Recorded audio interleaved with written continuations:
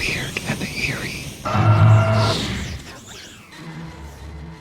All right, let's move on to Dean Stockwell, baby. Quantum Leap. Ed Begley Sr. Second Quantum Leap reference. Is when it happens in the Dunwich Horror.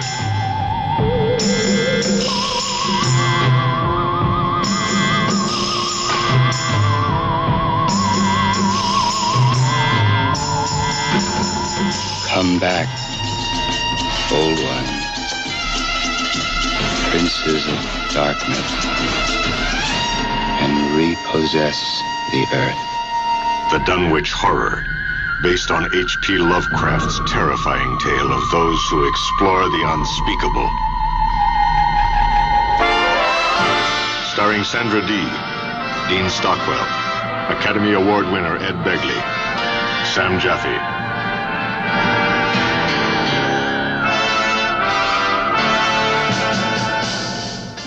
All right, Dunwich Horror. Yes, 1970 Dunwich Horror. It is a Roger Corman movie starring Blue Velvet's Dean Stockwell, as well as father of Ed Begley Jr. and the racist juror from 12 Angry Men, Ed Begley. Also Jaffe, who I know is a guy I should know. And it's kind of a fun little campy Roger Corman horror movie based loosely, I'll say, on the Lovecraft novella short story, somewhere in between, Dunwich Horror. First of all, yes, Roger Corman was a co-writer and an executive producer, but it was directed by Daniel Haller. Right. Okay, so a little background on Corman, because he's like kind of one of the things that makes this an interesting movie is Roger Corman is a fella who was basically known in Hollywood as a producer that you could hire who would make a movie for the cheapest price that would be a complete movie that you could sell to a theater. And that was his job, and like if you just needed a tax write-off, if you needed like to keep an intellectual property alive, very famously in the 90s, he was hired because one studio had the rights to Fantastic Four, but they didn't really feel like making a Fantastic Four movie, so they just hired him to make a shitty Fantastic Four movie that they never released to maintain the rights. But through that, he is mostly famous for what's known as the Roger Corman School of Film Directors, because when you make a movie for very cheap, you hire directors who are 23 years old and just out of film school. And for a lot of directors, including Martin Scorsese, a few others, Roger Corman was like the first thing they got to put on their resume as I worked on a movie. And it taught them to work on a budget. That like everyone in Hollywood loves Roger Corman. He makes the cheapest, shittiest movies imaginable, but everyone fucking loves this guy. And they got a late career Ed Begley Sr. in it, Academy Award winner Ed Begley Sr. They were going to put that in their fucking trailer. And future Quantum Leap star Dean Stockwell. Okay, a little bit about the director. Daniel Haller got his start doing this movie, Die Monster Die, from 1965, which is a loose adaptation of H.P. Lovecraft's The Color Out of Space. Interesting. So this guy had already done a Lovecraft, and then he did a couple more films in between. 65, Die Monster Die, in 1970 he does the Dunwich Horror. Yeah, so we really are getting straight into the Lovecraft as a source of cheap, campy horror films. This in the very 60s, 70s version of that camp. Eventually, with Reanimator, we're going to get into the 80s version of that camp / one of the greatest movies ever made. Briefly, I guess, the story of both the story and the movie, it generally follows the beats in both, but diverges towards the end, specifically to make the movie a little more 70s salacious, I'll say. Basically, they added a virgin sacrifice angle. Who is played by Sandra Dee, who was a child model and actor, and this was probably her biggest film, I think. and she was married briefly to Bobby Darin. And so she's like was a celebrity star that they also got for this. Okay. Yeah, I don't know what Dean Stockwell was in before this, or mostly after this, other than Blue Velvet and Quantum Leap, if I'm being perfectly honest with myself. I mostly know him as Al Calvici. I'm sure that pisses off someone. Yeah, so premise of the movie is there's this creepy town in Massachusetts called Dunwich where the most inbred of the Irish live. And the most inbred of these Irishmen was the Watley family. Very decadent, very eugenically lacking. Had just the most mulatto genes one could have in a single family, according to H.P. Lovecraft. His words, not mine. Anyway, so they worshipped Yog-Sothoth, a undescribed alien in the Lovecraft mythos that later authors have fleshed out into a full thing. And basically, in the early 20th century, the sire of the Watley family had one daughter, and he basically Rosemary's babied her. He did a little spell. She gave birth to the sons, but as far as we know, sons of Yog-Sothoth, which included one kid who looked strange, and Lovecraft explains how he looks strange, which is to say he had brown skin, black skin, let's say, and big lips. I don't know what Lovecraft meant by that. But again, his words, not mine. I thought it was like goatish as well. He did give him goatish qualities, whatever the fuck that means, sure. And then the other son is this unseen monster who is only alluded to by the fact that the grandfather keeps buying cows, and the cows never seem to graze because he's feeding it to this monster in the barn that he built.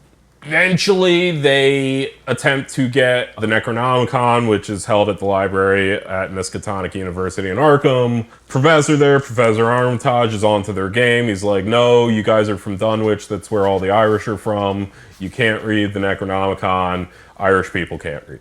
It doesn't help that Lovecraft describes the way that Wilbur Whately talks as, Mr. Armitage, I calculate I've got to take the book home. These things in it, I've got to try under certain conditions that I can't get here, and it ought to be a mortal sin to let a red tape rule hold me up. Let me take it along, sir, and I swear they won't nobody know the difference. I don't need to tell ye, I'll take good care of it. It wasn't me that put this D copy in the shape it is. Right, sure. He does long paragraphs. Yeah, and anyway, Armitage is like, nah, you're like too Irish, you're not allowed. You look like your dad might have been a black guy. That's weird to me. So eventually the grandfather dies. The grandfather says, you need to do this spell on like page 731 of the complete edition of the Necronomicon, not the shitty ass Penguin Classics copy we have. So Wilbur eventually tries to steal the Necronomicon, ends up dying in the process. They find his body. It's this grotesque alien insectoid thing that eventually like melts into like a goo. And then meanwhile, still sounds coming from this barn in Dunwich, so Professor Armitage gathers his crew together. They read up on all the like evil studies at Miskatonic University and eventually figure out all the spells they need to do for this very situation. They get to Dunwich, barn explodes, a fucking monster comes out. They do some spells, they exorcise the creature, and that's kind of the end. And frankly, one of the more happy endings of a Lovecraft, generally speaking. Like, they kind of just kill the monster and solve the problem. So yeah, that's the Lovecraft story. And in the movie, there's some slight differences. Dean Stockwell plays the goatish-looking man. Yeah.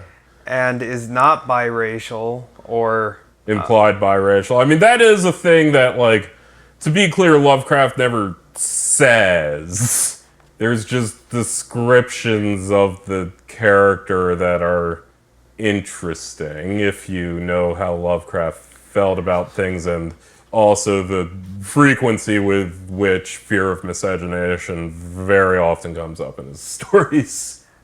Dr. Armitage, associating what he was reading with what he had heard of Dunwich and its brooding presences, and of Wilbur Whately and his dim, hideous aura that stretched from a dubious birth to a cloud of probable matricide, felt a wave of fright as tangible as a draught of the tomb's cold clamminess. The bent, goatish giant before him seemed like a spawn of another planet or dimension, like something only partly of mankind, and linked to black gulfs of essence, an entity that stretched like Titan phantasms beyond all spheres of force and matter, space and time. Presently, Wilbur raised his head and began speaking in that strange, resonant fashion which hinted at sound-producing organs unlike the run of mankind's. So I would say one of the bigger plot differences, as I said, is it's very much trying to like ape off of like the British like movies about like some island of pagans that like still, Wicker Man being the most famous one, but there were a few of them in the 60s that coming out of England. It was kind of trying to work off of that, and it really wanted like a salacious like virgin sacrifice element to it. And the problem with that is Lovecraft literally doesn't even incidentally have women in his stories. Like, I mean, there's like this mom who dies, or like barely even like kills her off. He just kind of stops talking about her, and then like 8 pages later is like, oh yeah, she's dead, I think. Sandra Dee plays like the main character, and even if it's a very kind of sexist damsel in distress character. Yeah, I mean, she's the like kind of main person that you're like following and hope stays alive throughout the movie. Like, yeah, I mean, Armitage kind of works in the background and does much of the action, and she's a more passive character where stuff happens to, but she's like, in many ways, like kind of the character you're actually following. Completely invented for the movie.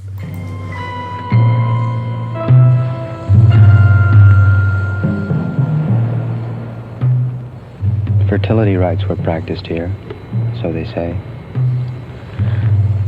Is this an altar? Yes. What was it used for? When the seasons and the cycles of the moon were right, then they came, one by one, and gathered among these stones. They selected a beautiful girl like you.